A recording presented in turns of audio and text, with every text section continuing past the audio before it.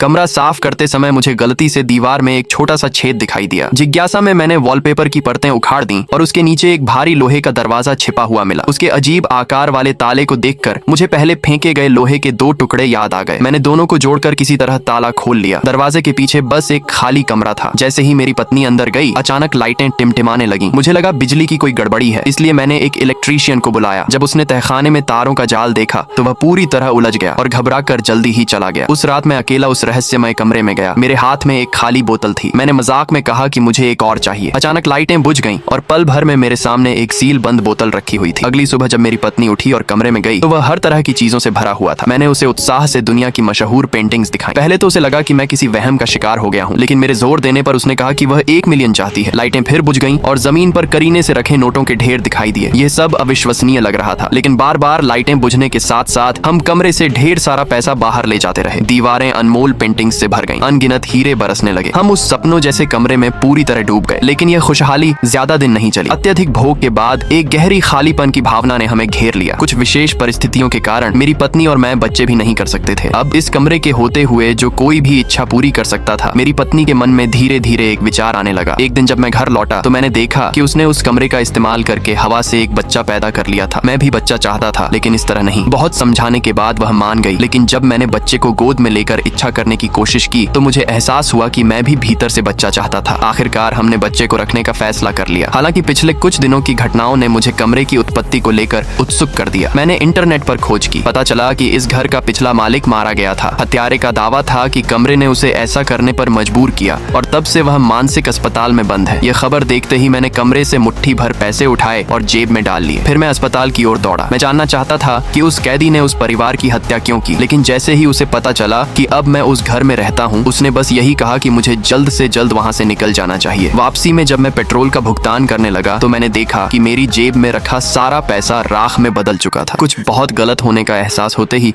मैं तुरंत घर की ओर भागा।